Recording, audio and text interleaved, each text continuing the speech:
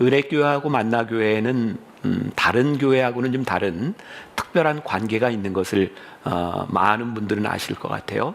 우리 김광신 목사님, 또 돌아가신 김우용 목사님 두 분은 오랫동안 서로 교제하고 또 이렇게 그 당시에 강단을 교류하며 왔다 갔다 했던 때가 20여 년 전 그런 시간들이 있었고, 또 20여 년이 흘러서 또 한 목사님과 제가 이렇게 강단도 또 교류하고 함께 성도의 교제를 나눌 수 있는 것, 큰 축복이라는 생각이 듭니다. 제가 오늘부터 9시간에 걸쳐서 7번의 말씀을 여러분들과 나누게 되는데, 이 시간 동안에는 제가 여러분들을 저희 교인, 제 양이라고 생각하고 제가 우리 교인들과 특별 새벽 예배를 통해서 나누었던 인생 역전이라고 하는 주제를 가지고 말씀을 나누려고 합니다. 오늘은 첫 시간이니까 조금 오리엔테이션 개념이 있을 것 같아요. 여러분들에게 부탁을 드리고 싶은 것은 오늘부터 끝나는 날까지 한 3일 동안 가능하면 창세기 12장부터 50장까지 여러분들이 쭉 읽으며 따라오시면 좋을 것 같아요. 말씀을 여러분들이 듣는 것으로만 그치는 것이 아니라 말씀을 함께 읽으며 오면 훨씬 더 유익하게 되리라. 이렇게 얘기해도 안 하는 사람은 어쩔 수 없고 할 사람만 잘 하시면 될 것 같습니다. 여러분, 신년 축복성의 주제가 뭔지 아시죠? 회복되어 땅끝까지 빛을 발하자. 이 주제를 생각하면 오늘 우리 함께 나누게 될 7번의 말씀이 딱 들어맞는 말씀일 것 같아요. 회복, 저는 인생의 역전이라고 생각합니다. 특별히 이제 아브라함의 이야기를 통해서 우리들에게 주어지는 이 말씀이 여러분들에게 주어지는 말씀이 되기를 간절히 소원합니다. 제가 여러분들을 우리 교인으로 생각한다고 했으니까 요즘 제가 신년의 말씀을 전하면서 우리 교인들에게 제일 많이 하는 이야기가 있습니다. 하나님의 말씀이 우리들의 심령에 부딪혀서 우리를 아프게 하여 주옵소서. 하나님의 말씀이 우리 가운데서 역사한다고 하는 것은 우리의 마음을 아프게 때릴 때라고 생각합니다. 하나님의 말씀이 여러분들에게 부딪히지 않는다면, 이 말씀으로 인하여 우리의 마음이 아프지 않는다면 우리가 어떻게 하나님의 은혜를 경험하며 살 수 있을까? 그러니까 오늘부터 말씀이 여러분들의 가슴을 아프게 찌를 때 이것이 여러분들에게 또 은혜가 되는 고백이 있었으면 좋겠습니다. 자, 오늘 첫 번째 말씀, 수치를 풍요로 바꾸신 하나님. 오늘 본문 말씀은 여러분들이 너무나 잘 아는 이야기고, 또 이렇게 저녁에 집회 참석해서 말씀을 들을 정도의 사람이면 제가 본문을 특별히 설명하지 않아도 여러분들이 다 아는 말씀이에요. 그러니까 제가 말씀을 전하면서 여러분들 머릿속에 이 본문의 내용이 이미 들어있다라는 생각을 가지고, 전제를 가지고 제가 말씀을 또 풀어나가게 될 것입니다. 그러니까 여러분들이 혹시 모르는 부분이 있다면 여러분들이 성경을 좀 잘 읽고 따라오시면 좋을 것 같습니다. 아브라함의 이야기를 쭉 보면서 제가 깨닫는 게 있어요. 하나님께서 우리들에게 말씀해 주신 성경의 이야기는 우리의 생각을 바꾸는 이야기다. 전 이런 표현을 좋아합니다. 우리가 하나님을 믿는다고 하는 것은 우리의 관점이 바뀌는 것이다. 이 세상을 보는 눈이 하나님으로 인하여 바뀌어지는 것. 이 성경에 나와 있는 많은 인물들, 인생의 역전이 되었던 사람들의 그 배후에 보면 딱 한 가지 중요한 이유들이 있어요. 그게 뭐냐면 은혜입니다. 하나님의 은혜가 아니고는 우리의 인생의 역전을 설명할 수 없죠. 우리들 신앙의 문제는 무엇일까요? 하나님의 관점으로 우리의 인생이 바뀌어졌을 때 우리들의 삶을 살아가는 방식이 바뀌는 것. 그러니까 여러분들 꼭 기억하셔야 될 것이 있어요. 이번 신년 집회를 지나가면서 그런 기도가 있어야 합니다. 하나님, 말씀으로 인하여, 하나님으로 인하여 이 세상을 바라보는 내 방식, 내 삶의 관점이 바뀌어지게 하여 주옵소서. 이것이 우리들에게 분명한 은혜이죠. 아브라함의 이야기를 들으며 묵상하며 깨닫게 되는 것이 있어요. 아브라함이 하나님을 선택한 것이 아니죠. 아브라함의 인생에 하나님이 찾아오셨어요. 그리고 아브라함은 그 하나님을 붙들었어요. 우리가 신앙생활하면서 그런 고백을 하지 않나요? 사실은 우리가 은혜를 경험하고 나면 내가 하나님을 붙든 것이 아니라 하나님이 나를 붙들어 주셨어요. 그리고 지금 이 시간도 말씀을 나누는 우리들에게 하나님이 찾아오셔서 말씀하고 계시고, 오늘 우리들에게 다가오셨는데 우리들이 그 하나님을 붙드는 것, 그것이 이 신년 성회의 우리들의 중요한 목적이 되었으면 좋겠습니다. 먼저 이 말씀을 풀어나가기 위해서 우리들이 혹시 잘못 생각하고 있는 신앙의 오류는 무엇인가, 이 부분을 한번 생각해 보려고 합니다. 우리들의 신앙의 큰 오류 가운데 하나는 자꾸 우리의 노력을 가지고 하나님과의 관계를 어떻게 해보려는 시도들이라는 생각이 들어요. 이런 경우죠. 하나님을 기쁘시게 하기 위해서 내 죄를 해결하려고 애를 써서 하나님과 친밀한 관계를 맺으려고 하죠. 성경에서는 이것을 뭐라 그래요? 율법적이다, 이렇게 이야기를 합니다. 우리의 능력으로 하나님을 기쁘시게 할 수 있는 일은 없습니다. 우리의 힘으로 죄를 해결할 수 있는 방법은 없습니다. 만약 우리가 이렇게 살아간다고 하면 우리의 목표는 점점 어떻게 죄를 짓지 않을까? 어떻게 죄에서 멀어질 수 있을까? 이런 것들을 생각하게 되죠. 그러나 이것들이 얼마나 힘들고 어려운 일인지를 알아요. 또 하나의 태도가 있다면 죄를 짓지 않고 하나님을 기쁘시게 해드리려고 애쓰기보다는 내 죄를 하나님께 맡기는 거죠. 이것을 성경에서는 뭐라고 얘기해요? 은혜라고 말을 합니다. 아마 여러분들 중에 은혜를 체험한 사람들 중에 다 그런 경험이 있었을 것 같아요. 은혜를 체험하기 전에 우리들의 삶의 곤고함, 늘 어떤 생각을 했죠? 내가 무언가를 해보려고 했던 것들. 근데 하나님의 은혜가 우리들 가운데 들어왔을 때 우리들이 깨닫게 되는 게 뭐예요? 내가 노력하기 이전부터 하나님은 나를 택하셨고 나와 함께 하셨다. 그리고 은혜를 받고 나면 참 놀랍게도 우리의 노력이 아니라 하나님께 우리의 인생을 맡기게 되죠. 놀라운 것은 하나님의 은혜를 경험하고 우리의 인생을 맡기면 그것이 또 다른 은혜로 우리들에게 고백된다는 거예요. 아브라함의 인생에 있어서 믿음이란 자기에게 주어진 인생을 자기의 눈으로 보는 것이 아니라 하나님께서 그의 인생에 개입하신 하나님의 역사를 보기 시작한 것이죠. 저와 같은 경험을 여러분들 하셨을 것 같아요. 저는 하나님의 은혜를 경험하고 난 후에 제 인생에 진짜 놀랍게 찾아온 단어 하나가 있다면 주인공이라는 말이었어요. 저는 하나님의 은혜를 경험하기 전에 제 인생은 늘 주변인의 인생을 산다고 생각했어요. 나는 왜 이렇게 살아가지? 근데 하나님이 나를 택하셨다고 하는 그 고백, 하나님이 내 인생에 개입하셨을 때 저는 제 삶의 주인공이 되었거든요. 교만한 것이 아니라 내가 얼마나 존귀한 자인가를 고백하는 것은 굉장히 큰 은혜죠. 여러분 미국 사시니까 영어로 역사라고 하는 말이 히스토리라고 하는 거 아시잖아요. 그 역사, 히스토리가 무슨 이야기예요? His story. 하나님이 우리의 인생에 개입하실 때 우리의 인생이 그의 이야기, 하나님의 이야기가 되는 것. 자, 오늘 여러분들에게 말씀드려요. 이 집회를 통해서 오늘 우리들이 깨달아야 되는 것.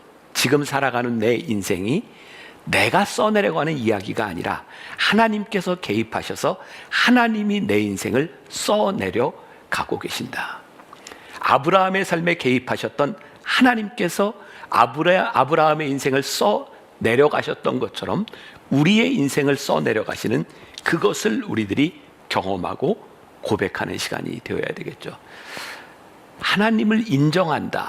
하나님이 내 인생 속에 개입하신다. 이게 어떤 의미일까요? 어떤 면에서 보면 내가 부정했던 것을 하나님의 관점에서 인정하게 되고, 어쩌면 우리의 인생의 단점이라고 생각하는 것이 하나님 앞에 쓰임되는 것, 또 내가 인정하고 내가 이것이라고 생각했던 것을 하나님의 관점에서 부인하게 되는 것. 사도 바울의 표현에 의하면 내가 배설물로 여겼다, 이런 것이죠. 지금 아마 LA에서 목회를 하고 계실 것 같아요. 제가 이름을 대도 괜찮을 것 같아요.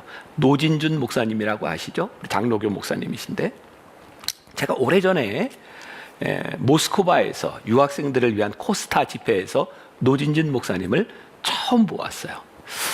아마도 제 앞 시간에 설교를 하셨던 것 같은데 제가 그때를 잊지 못하는데요.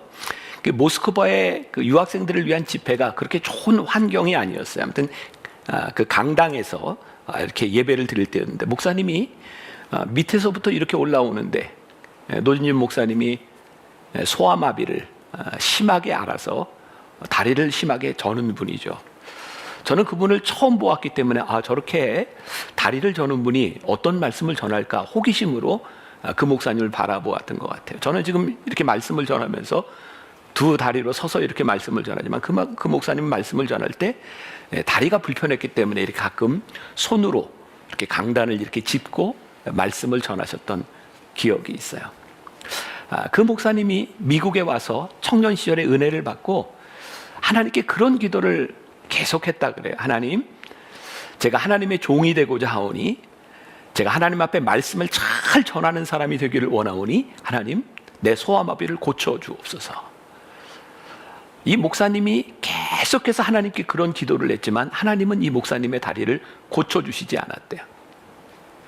마음이 많이 상해 있고 내가 다른 기도를 하는 것도 아니고 하나님의 일을 위하여 나를 고쳐달라고 얘기하는데 하나님은 왜 나를 고쳐주시지 않을까? 그게 그렇게 힘들었다 그러죠. 어느 날 이렇게 길거리를 가고 있는데 그때가 아마 수요일 밤이었던 것 같아요. 길을 가는데 길가에 미국 교회에 그런 사인이 있잖아요. 이렇게 형광등으로 해서 Wednesday Night Service, 그날이 힐링 서비스가 있는 날이었대요. 목사님이 거기 들어가서 집회를 참석했는데 미국 목사님이 그런 설교를 하더라는 거죠. 믿음으로 기도하면 여러분들의 병이 낫습니다.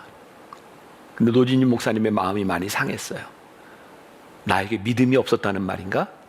나는 분명히 믿음으로 기도했는데. 그런데 그 목사님이 계속해서 믿음으로 기도하면 병이 낫습니다 라고 말을 하더라는 거예요. 설교를 마치고 한 사람 한 사람 나와서 이렇게 안수하는 시간이 있었는데 그때 청년이었던 노진준 목사님이 미국 목사님에게 물었대요. 진짜로 믿음으로 기도하면 낫습니까? 예스 그러대요. 또 물었답니다. 진짜 믿음으로 기도하면 낫습니까? 그때 미국 목사님이 이 청년이었던 노진준 목사님에게 되물었답니다. 사도 바울 있죠? 사도 바울이 믿음으로 기도했을 때 그의 병이 나았습니까? 안 나았습니까? 여러분 대답해 보세요. 사도 바울의 병이 나았습니까? 안 나았습니까? 성경을 보니까 사도 바울이 그의 육체의 가시를 가지고 3번씩이나 하나님께 간구하였으나 하나님께서 하신 말씀은 내 의뢰가 내게 족하다라는 것이었어요. 하나님은 사도 바울의 가시를 제해 주시지 않았는데 사도 바울에게 있었던 그 가시가 너에게 은혜다라고 말씀하셨어요. 그때 사도 바울이 깨닫게 된 게 뭐죠? 이 가시가 나에게 은혜구나. 나에게 이 가시가 없었더라면 내가 하나님을 붙들지 않았을 것이고 어쩌면 내가 끝까지 하나님 앞에 쓰임받지 못했을 텐데 이 가시가 나에게 은혜구나. 그때 노진진 목사님이 그 집회에서 이렇게 선언을 했답니다. 오늘 이 시간부로 내 소아마비가 나았음을 선포합니다. 10여 년 전 제 머릿속에 아주 강하게 와닿았던 느낌이었어요. 그분이 소아마비로 그 설교를 하는데 정말 멋지다. 그리고 그런 생각이 들었어요. 만일 저분에게 저 소아마비가 없었다면 이런 설교를 할 수 있었을까? 하나님은 소아마비를 고치셔서 위대한 설교가로 만든 것이 아니라 그 소아마비로 인하여 위대한 설교가로 만드실 수 있는 분. 자, 제가 이런 얘기했어요. 내가 부정했던 것, 나는 내 인생의 단점이라고 생각했던 것, 이것 때문에 내 인생이 무너졌다고 생각하는 것, 그런데 하나님의 관점으로 우리의 인생을 보기 시작할 때 그것이 하나님 앞에 쓰임받는 장점이 될 수 있다는 것. 제가 흥미로운 이야기, 재밌는 이야기를 하나 해드릴게요. 제 아내가 저에게 했던 이야기입니다. 오래전입니다. 저도 전도사 시절 20대 중반에 저 영월에 아주 힘든 곳에 가서 목회를 한 적이 있어요. 처음 그 교회 부임에 갔더니 할아버지 할머니 2분 그리고 어린아이 2이 있었어요. 예배를 드리고 설교를 하고 여러 가지 준비를 하는데 그때 상황이 어땠냐면 제가 예배 시작하기 전에 제가 기타를 메고 나와서 그 몇 명 안 되는 사람들과 함께 준비 찬양을 이렇게 했어요. 그리고 예배가 시작되면 기타를 놓고 제가 강대상에 와서 종을 누르고 시작을 하고 찬송할 때가 되면 제가 밑으로 내려가서 올겐을 치고 찬송을 하고 그리고 올라와서 또 설교를 하고 그렇게 몇 주를 지나가는데 제 아내가 저하고 신학교 동기인데 이렇게 앉아 있는 게 보이는데 갑자기 그런 생각이 들더라고요. 다른 전도사 사모들은 뭐 목회에 도움이 되는데 제 아내는 저에게 별로 도움되는 게 없었어요. 그래서 제가 예배를 마치고 와서 제 아내한테 그랬어요. 도대체 내 목회에 도움되는 게 뭐냐? 그때 제 아내가 저에게 그때 했던 이야기예요. 자기는 대형교회 사모 체질이라 할 줄 아는 게 없다고. 큰 교회 가면 하는 사람 다 있으니까 자기는 대형교회 사모 체질이라 할 줄 아는 게 없다고. 요즘 저한테 가끔 그래요. 자기가 만나교회 담임 목사 된 게 나 때문에 하나님이 시킨 거 아냐고. 저 정도 자존감은 돼야 되지 않을까. 가만히 한번 생각해 보세요. 우리의 인생의 단점이라고 생각하는 건 내가 부족하다고 생각했던 것이 진짜 그 부족함으로 끝나는 것인가? 하나님이 우리의 관점을 바꾸셔서 새로운 것을 보게 하시는가? 저는 이게 굉장히 위대한 발견이라고 생각하거든요. 하나님께서 우리의 인생에 새로운 것을 보게 하실 때, 하나님의 관점이 우리들 속에 들어오기 시작할 때 우리들에게서 일어나는 인생 역전, 이것은 나의 신념에 대한 문제가 아니라 하나님의 관점으로 우리의 인생을 보면서 일어나는 일들이죠. 우리들은 인생에 참 많은 왜라고 하는 질문을 가지고 살아요. 왜? 아마 지금 이 시간에도 말씀을 듣는 여러분들 가운데 하나님 왜? 왜라고 하는 질문은 어떤 때 찾아올까요? 내가 이해할 수 없고 내가 용납할 수 없는 부분에 찾아오는 거죠. 아브라함에게도 오늘 이 창세기 12장에 왜라고 하는 질문이 분명히 찾아왔을 것 같아요. 하나님 왜 이런 일이 저에게 일어나는 거죠? 오늘 본문이 뭐예요? 아브라함에게 일어났던 수치스러웠던 일이었어요. 수치스러웠던 일이 뭐예요?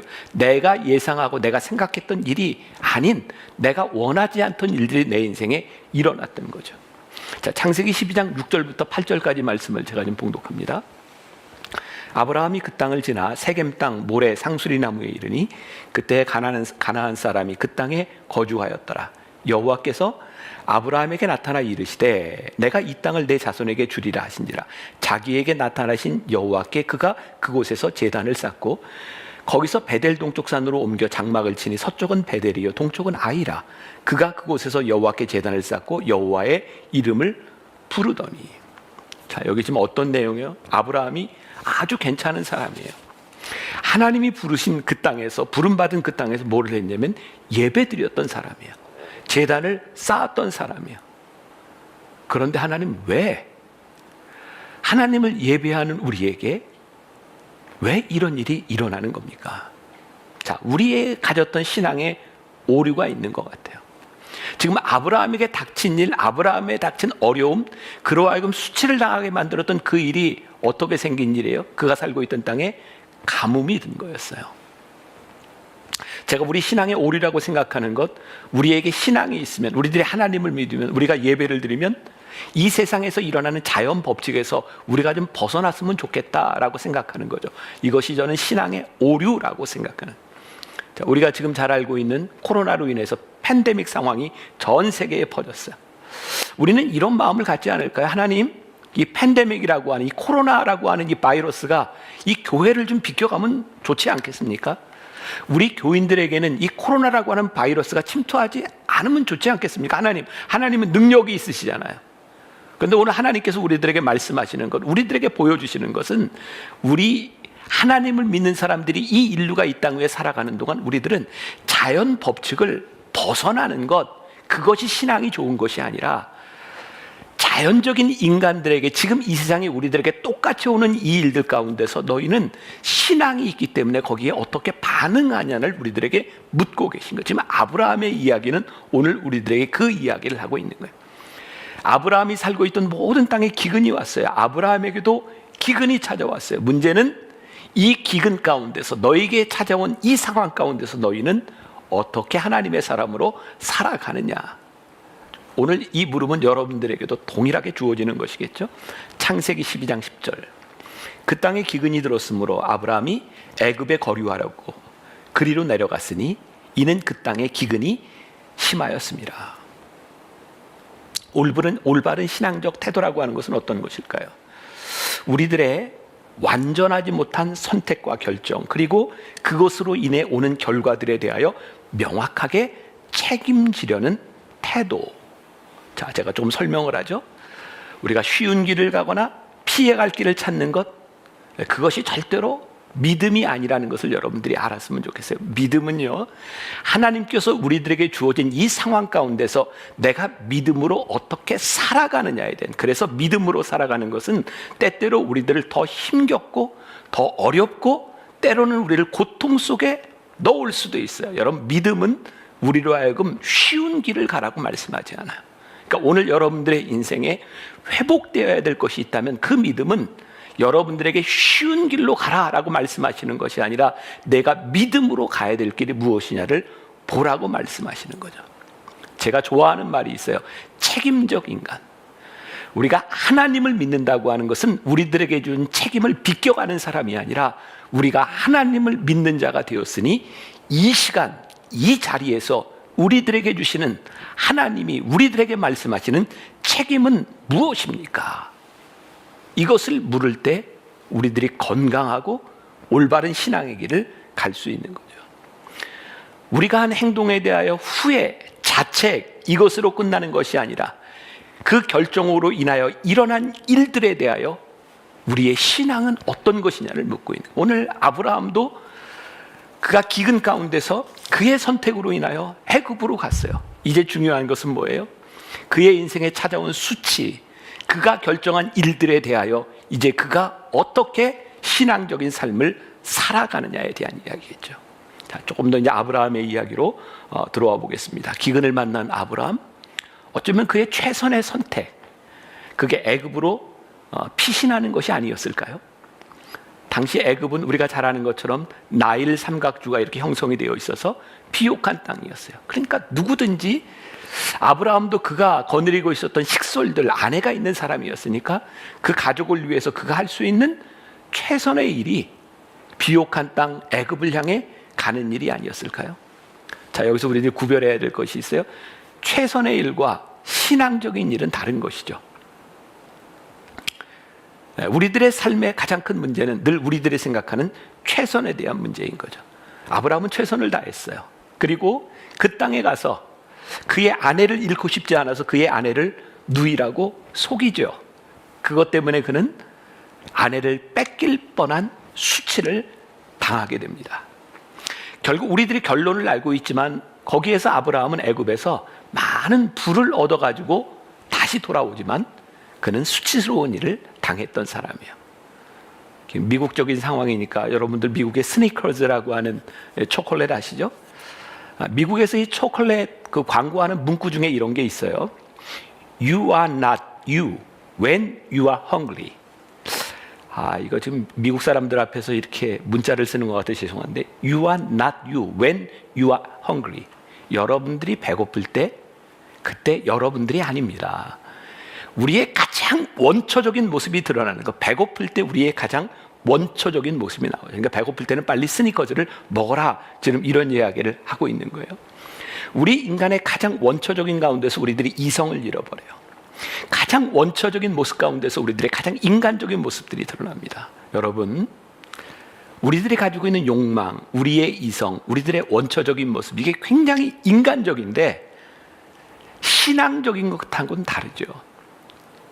우리의 인생의 광야를 지날 때, 우리의 인생의 훈련의 시간을 지나갈 때, 지금과 같은 팬데믹, 이 코로나19의 상황을 지나갈 때 우리의 원초적인 욕구로 살아가는 것이 아니라 지금 이 가운데서 우리들이 어떤 사람인가, 이때 우리는 신앙적인 사람과 본능적인 사람, 어쩌면 우리의 정체가 드러나는 순간이라고 생각해요. 여러분, 오늘 지금 제가 이야기하는 이 말이 여러분들의 마음을 좀 아프게 했으면 좋겠습니다. 이 코로나로 인하여 지금 내가 서 있는 이 모습이 신앙적인 모습인가, 아니면 지극히 본능적인 인간의 모습으로 살아가고 있는가. 인생 역전, 하나님이 우리 인생에 개입하실 때 시작되는 일. 그래서 오늘부터 시작하는 20회 가운데서 우리들이 꿈꿔야 되는 일, 인생 역전의 이야기죠. 유명한 찰스 스펄전 목사님이 이런 말을 했습니다. 제가 좋은 말이라면 읽어드릴게요. 나는 살면서 여러 번 실망하는 일을 겪었다. 실망, 영어의 disappointment. 그러나 실망, disappointment라고 읽는 대신 그 단어의 한 글자를 바꾸어 his appointment라고 읽을 때까지는, 그렇게 바꾼 것은 멋진 일이었다. 실망은 마음을 상하게 하지만 그의 약속은 실망스러운 일을 기분 좋게 받아들일 수 있게 하기 때문이다. 하여튼 이 미국 사람들은 이 영어 단어, 이 스펠링 하나 가지고 참 멋진 말들을 참 많이 만들어냈는데, 그 중에 하나가 이 스펄전 목사님의 이 말 참 멋집니다. disappointment. 이 D를 his로 바꿀, H로 바꿀 때 his appointment. 실망스러운 일이 그의 약속으로 바뀌어지는 것. 이것은 놀라운 일이다. 하나님께서 행하시는 방법은 우리의 계획과 다를 때가 참 많이 있죠. 창세기 12장 17절에 보니까 여호와께서 아브라함의 아내 사레의 일로 바로와 그 집에 큰 재앙을 내리신지라. 20절, 바로가 사람들에게 그의 일을 명하매 그들이 그와 함께 그의 아내와 그의 모든 소유를 보내었더라. 오늘 말씀은 기근으로 시작돼서 어려움 가운데 애굽으로 피난 갔던 아브라함의 이야기인데, 하나님께서는 이 시기를 통해 아브라함에게 복을 더하셨다라고 되어 있어요. 중요한 것은 그 다음 창세기 13장 1절과 2절 말씀입니다. 자, 성경을 펴고 여러분 줄을 좀 그었으면 좋겠어요. 1절과 2절. 아브라함이 애굽에서 그와 그의 아내와 모든 소유와 롯과 함께 네겝으로 올라가니 아브라함에게 가축과 은과 금이 풍부하였더라. 어떤 이야기를 하고 있어요? 기근으로 수치를 당한 그곳에서 하나님께서 다시 올려보내실 때 그에게 축복을 더하셨다. 고난을 통해 하나님과 친밀한 관계가 회복되고 이제 예배의 자리로 나아가는 모습들을 보게 되는데, 3절과 4절, 저는 아브라함이 축복을 받은 이야기보다 더 중요한 이야기가 바로 거기에 있다고 생각해요. 창세기 13장, 자 보세요. 그가 네겝으로부터 길을 떠나 베델에 이르며 베델과 아이 사이 곧 전에 장막 쳤던 곳에 이르니 그가 처음으로 제단을 쌓은 곳이라. 그가 거기서 여호와의 이름을 불렀더라. 3절과 4절 보세요. 어떻게 되어 있어요? 그가 처음으로 와서 가나안 땅에 들어와서 처음으로 예배를 드렸던 그 자리에서 다시 제단을 들고 하나님께 예배를 드렸더라. 저는 이런 표현을 쓸 수 있을 것 같아요. 하나님께서 아브라함에게 믿음의 추억을 회복시켜 주셨다. 오늘 아브라함의 인생 역전에 가장 중요한 것은 하나님께서 그의 믿음의 추억을 회복시키셨다. 오늘 이 말씀이 여러분들에게 굉장히 중요하게 들렸으면 좋겠습니다. 지금 이 상황 가운데서 여러분들의 인생에 어쩌면 가장 힘든 시간을 지나가고 있는 수치스러운 이 상황 가운데서 우리들에게 가장 큰 축복, 하나님께서 우리의 믿음의 추억을 회복시키셔서 가나안 땅에 처음 왔던 그 자리에서 아브라함이 다시 제단을 쌓고 하나님께 예배하게 되었다. 자, 여기서 또 중요한 게 있어요. 아브라함이 지금 예배를 드리고 있는, 우리가 읽었던 본문 말씀 13장 3절과 4절, 아브라함이 하나님께 예배를 드리는 그 예배의 특징이 무엇인가요? 아브라함은 지금 하나님께서 그에게 베풀어 주신 은혜에 대한 고백을 하고 있어요. 자, 이거 구별해야 됩니다. 아브라함은 가만히 보세요. 복을 달라고 예배 드린 적이 한 번도 없습니다. 그의 예배는 하나님께서 그에게 베풀어 주신 은혜에 대한 고백이었어요. 아브라함이 고백합니다. 하나님께서 주셨다. 하나님께서 인도하셨다. 하나님께서 허락하셨다. 오늘 이 말씀을 듣고 예배한 우리들에게 가장 위대한 고백은 뭐냐면, 하나님 저에게 복을 주세요. 그 고백이 우리들에게 중요한 것이 아니라 하나님께서 나를 여기까지 인도하셨다. 하나님이 나와 함께 하셨다. 그 고백이 예배인. 여러분 가만히 생각해 보세요. 얼마나 큰 놀라운 기적인가. 이 힘든 상황 가운데서 여러분들이 지금 하나님을 예배하고 있어요.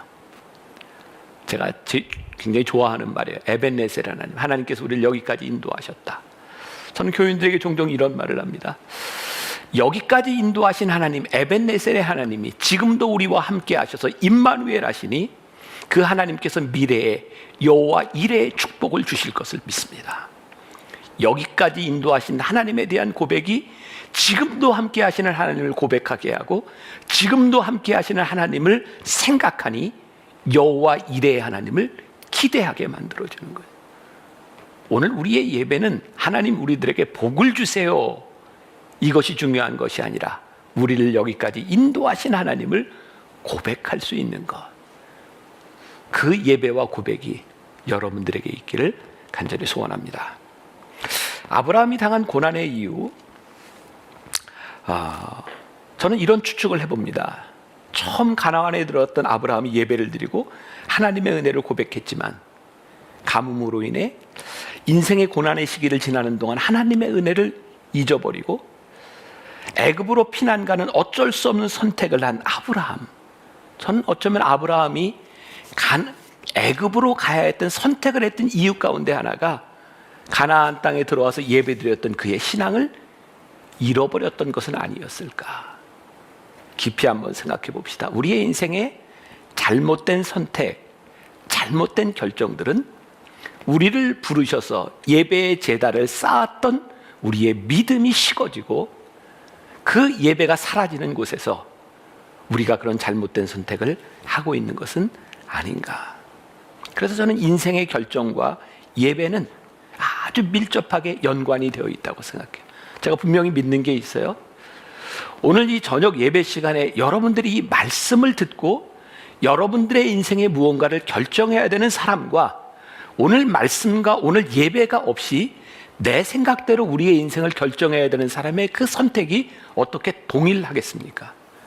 그러니까 우리의 인생이라고 하는 것은 늘 그 예배와 연관성이 있고 우리들이 어떤 선택을 하느냐고 하는 것은 하나님과의 관계 속에서 늘 우리들에게 일어나는 일들이죠. 우리들의 인생은 늘 결정해야 되는 일들이 연속되죠. 더욱이 우리의 인생의 위기 가운데서 우리가 무언가 결정을 해야 된다면 얼마나 우리를 떨리게 하는 그런 상황이겠습니까? 제가 믿는 것, 하나님을 예배하고 하나님께 감사하는 마음이 있고 하나님께 대한 믿음의 추억이 있는 사람들이라면 그렇지 못한 사람들과 내리는 결정이 다를 수밖에 없으리라.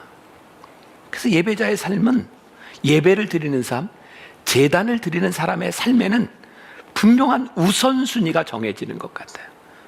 제가 개인적으로도 굉장히 좋아하는 말이에요. 우선순위. 우선순위가 영어로 뭐죠? priority.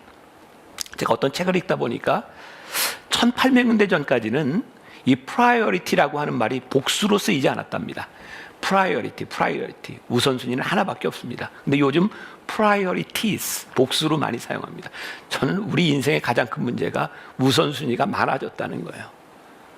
사랑하는 여러분, 우리가 예배자로서 하나님을 섬기며 살아가는 사람들에게 우선순위가 정해지면 그 다음은 자연스럽게 올바른 결정을 할 수 있지 않을까요?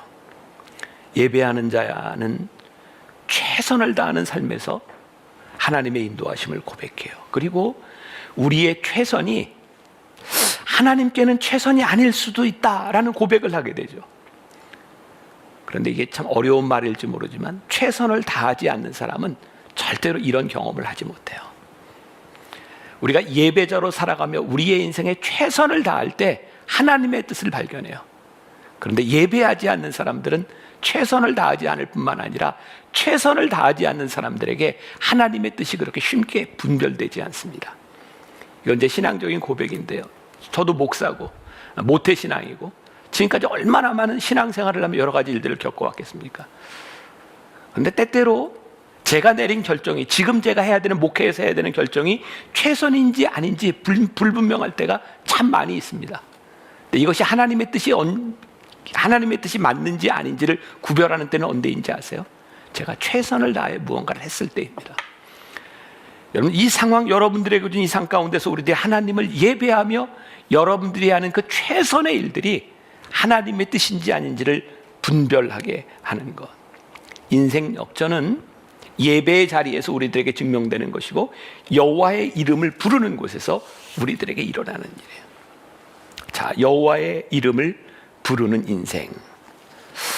아브라함의 위기가 궁핍한 가운데서 하나님을 기억하지 못함으로 인한 잘못된 결정이었다면 이 애굽의 풍요함 가운데서 제단을 쌓은 아브라함이 내린 결정, 그것은 그 땅을 떠나야겠다라는 것이었어요. 여러분, 아브라함은 애굽 땅에서 하나님이 주신 축복 풍요를 경험했지만 그는 거기에서 그 땅을 떠나는 결정을 합니다.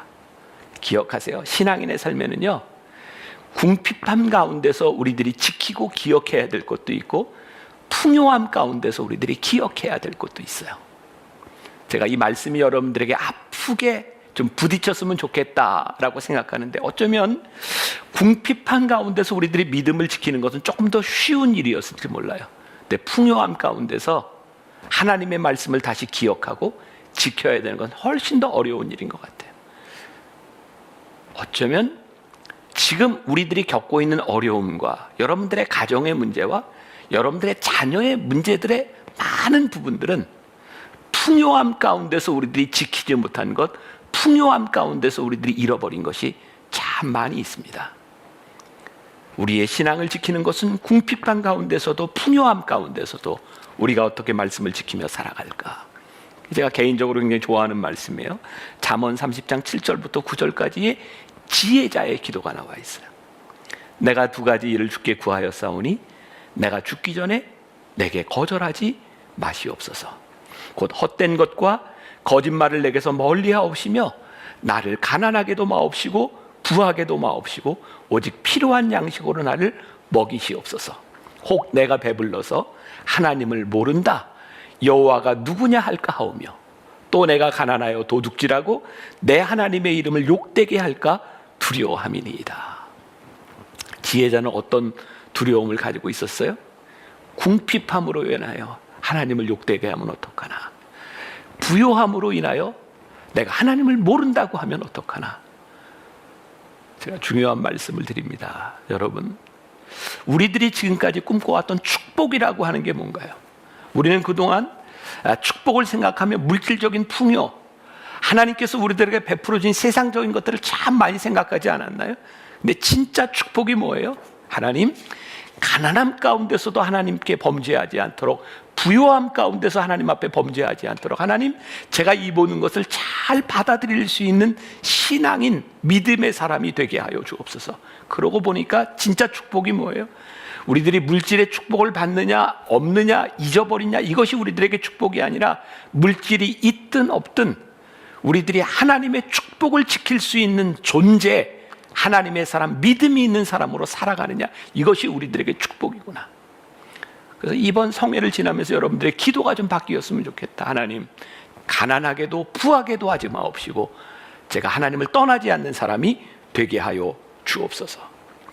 인생 역전, 굉장히 좋은 말입니다.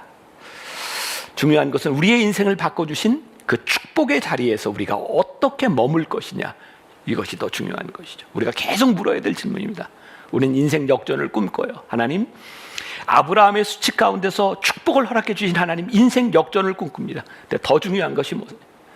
인생을 역전시킨 그 자리에서 하나님, 그것이 나에게 축복이 될 수 있도록 제가 어떻게 살아갈까요? 그 두려운 거예요. 여러분들이 20회를 지나면서 여러분들이 기도하면서 하나님의 은혜를 경험했을 때, 우리들이 하나님의 축복을 경험했을 때 그 축복의 자리에서 우리들이 어떤 사람이 될 것인가. 그래서 오늘 본문 말씀 4절을 다시 한번 여러분들과 읽습니다. 그가 처음으로 제단을 쌓은 곳이라 그가 거기서 여호와의 이름을 불렀더라. 그가 처음으로 여호와의 이름을 불렀던 그곳에서 다시 한번 여호와의 이름을 부르는 축복, 그것이 진정한 그의 인생의 역전이 아니었을까. 오늘 말씀을 좀 마무리하려고 합니다. 하나님의 이름을 부르는 곳, 아브라함이 하나님의 이름을 불렀던 그곳에서 다시 제단을 쌓았다. 오늘날로 이야기하면 성전이라는 의미가 아닐까요? 하나님의 전. 아마 이 말씀이 지금 우리들에게 가장 강하게 또 클리어하게 와닿을 수 있는 것은 이 팬데믹이라고 하는 상황 가운데서 여러분들이 오랫동안 예배당에 와서 예배를 드리지 못했던 우리들에게 이 말씀이 훨씬 더 와닿을 수 있을 것 같아요. 아브라함 시대에는 예배를 드리는 성전 같은 건물이 존재하지 않았습니다. 아브라함이 어디에서 제단을 쌓았어요? 하나님이 여기 계시다라고 느껴지는 곳에서 그는 거기에서 무릎을 꿇고 거기에서 예배를 했고 그것이 하나님의 전이 되었어요. 우리의 신앙의 역동성, 우리 신앙의 다이내믹, 우리 신앙이 이게 떨어지고 신앙이 타락하게 되는 큰 이유 가운데 하나가 성전 신앙이 우리들에게 들어왔기 때문은 아닐까. 자, 여러분들 오해하지 마세요. 여러분, 성전이 중요하지 않다 이런 것이 아니라 성전을 우리들이 건물로 생각하고 이 건물에서만 예배를 드린다고 생각하니까 우리의 믿음이 성전 안에서는 살아있는데 성전 밖을 나가면 그 믿음이 자취를 감추는 거예요. 성전 안에서는 우리는 직분자고 성전 안에서는 믿음이 있는 사람이었는데 성전 밖을 나가면 우리는 세상 사람들과 똑같이 살아갔어요.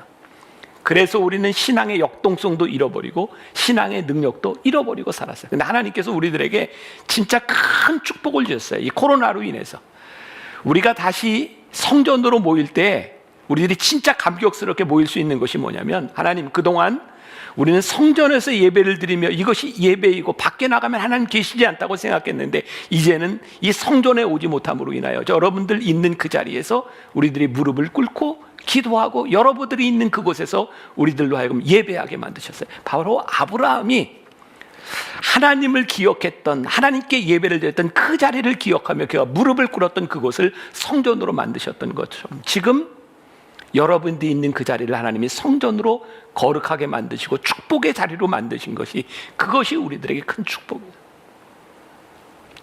아마 모든 목회자들, 모든 교인들이 동일하게 느꼈을 거예요. 코로나로 인해서 우리들이 예배에 모이지 못했을 때 마음이 많이 아프고 눈물을 흘리고, 하나님, 언제까지 이런 상황이 계속돼야 되나요? 여러분들도 지금 온라인으로 이렇게 집회를 하고 있지만 저도 우리 교인들과 함께 이 코로나가 시작되면서 새벽 예배를, 특별 새벽 예배로 저희는 한 달에 한 주씩 매월 한 주씩 특별 새벽 기도회를 선포하고 우리들이 기도를 하는데, 제가 예배를 인도하는 중에 하나님이 갑자기 그런 마음을 주셨었어요. 이전에는 많은 사람들이 교회에 모여서 이 교회에서 기도한다고 생각했는데 하나님, 이 많은 사람들이 교회에 모이지 못하고 각자 집에서 예배를 드리고 있는데 하나님이 저에게 주신 환상 같은 거였어요. 와, 이게 놀라운 일이다. 이전에는 한 교회에서 예배를 드렸는데 이제는 수천 교회의 교회들이 다 퍼져 있구나. 제가 그때 새벽에 교인들에게 있어요. 여러분들 있는 자리에서 일어서십시오. 여러분들이 있는 곳에 무릎을 꿇으십시오. 그리고 우리들이 만나교회 한 교회에서 모였던 하나의 교회가 아니라 이제는 우리들이 수천 교회, 흩어진 교회가 되어서 우리들이 기도하고 우리들이 함께 무릎 꿇는 이것이 얼마나 엄청난 파워풀한 일인지 아시냐고. 아브라함이 그 하나님을 느끼고 하나님을 경배했던 그곳에서 무릎을 꿇고 다시 제단을 쌓았던 그 역사들이 지금 여러분들 있는 그 자리에서 여러분들이 무릎을 꿇고 기도하고 제단을 쌓을 때 인생 역전시키시는 하나님을 우리들이 경험할 수 있지 않을까. 제가 굉장히 좋아하는 책이 하나 있습니다. 한번 여러분들 읽어보셔도 좋을 것 같아요. 조안나 위버가 쓴 마르다의 세상에서 마리아의 마음 갖기라는 책이에요. 대충 무슨 의미인지 아시겠죠? 마르다의 세상에서 마리아의 마음 갖기. 예수님께서 베다니에 오셨을 때 마리아와 마르다가 예수님을 잘 영접하죠. 마르다는 어떻게든지 예수님을 잘 이렇게 접대하기 위해서 일을 하고 있었어요. 그때 마리아는 예수님의 발치에 앉아서 예수님의 말씀을 듣고 있었어요. 여기에서 누가 잘하고 누가 잘못했다, 지금 이런 이야기를 하고 싶은 것이 아니라 조한나 위버는 이 책에서 하나님, 분주한 이 세상 가운데서 하나님을 섬기며 이 분주한 이 세상 한가운데서 마리아의 마음을 갖고 하나님 앞에 무릎을 꿇을 수 있는 그 마음을 우리들에게 주옵소서. 오늘 우리의 인생을 역전시키시는 하나님, 아브라함의 수치를 다시 축복으로 바꾸셨던 하나님, 오늘 여러분 있는 그 자리, 마르다의 세상에서 마리아의 마음을 가지고 여러분들이 무릎을 꿇고 예배하는 그 자리가 여러분들에게 복된 예배의 자리, 여러분들의 인생을 역전시키는 귀한 자리가 될 수 있기를 주님의 이름으로 간절히 축원합니다.